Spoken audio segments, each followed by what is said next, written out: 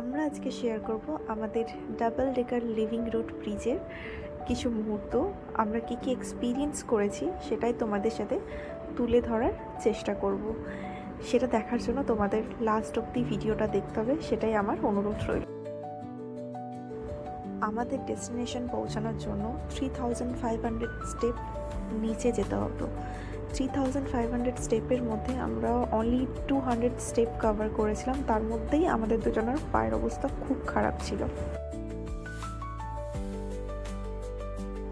এতগুলো স্টেপ নিচে নামার পর তোমরা বুঝতেই পেরেছো আমাদের কন্ডিশনটা কীরকম, মুখ চোখের অবস্থা দেখে। তো আমাদের মাঝখানে যিনি আসছেন উনি ছিলেন আমাদের ট্যুর গাইড। তো উনি আমাদেরকে নিচে আসতে অনেক সাহায্য করেছেন।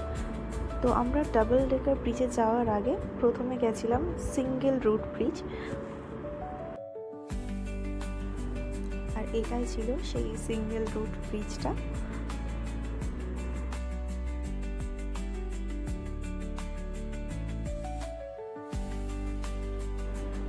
তারপর আসলো আমার একটা ভয়ঙ্কর অভিজ্ঞতা, সেটা ছিল আয়রন ব্রিজ। আয়রন ব্রিজটার অবস্থা তোমরা দেখতেই পাচ্ছ, আর নিচে পুরো পাথর। আমার পুরো অবস্থা খারাপ ছিল এটা যখন আমি পার করছিলাম। আমি খুব খুব ভয় এটা পার করছিলাম। আয়রন ব্রিজটা ক্রস করার পরও আমাদের অনেকটা পথ বাকি ছিল ডেস্টিনেশনে পৌঁছানোর জন্য। তারই মধ্যে আমার শরীরটা হালকা খারাপ করা স্টার্ট করে দিয়েছিল, যার জন্য আমি ওআরএস জলটা খেয়ে নিয়েছিলাম। তোমাদের একটা কথা হলো, তোমরা এই ধরনের কখনো যদি ট্র্যাক করো, ওআরএস জলটা অবশ্যই সাথে রেখো, দেখবে অনেক উপকার পাবে।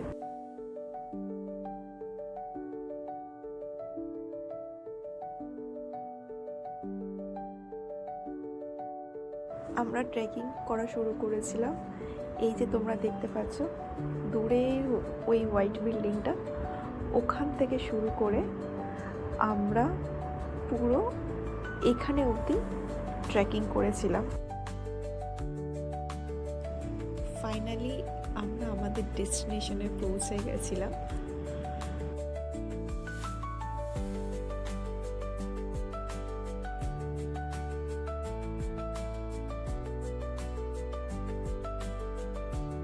তোমরা হয়তো ভাবছো এই পাতাগুলো নিয়ে আমি কেন জলে ফেলছি।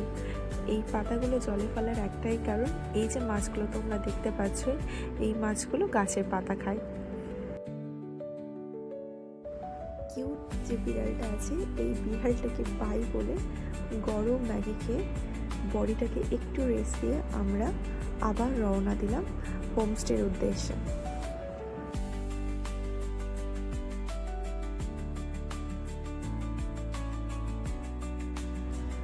এই ছিল আমার অবস্থা আফটার ট্রেকিং। খুবই বাজে অবস্থা ছিল, পায়ের অবস্থা খুবই খারাপ ছিল আমার। তোমাদের যদি এই ভিডিওটা ভালো লেগে থাকে তাহলে লাইক, শেয়ার, কমেন্ট অবশ্যই করবেন। টাটা।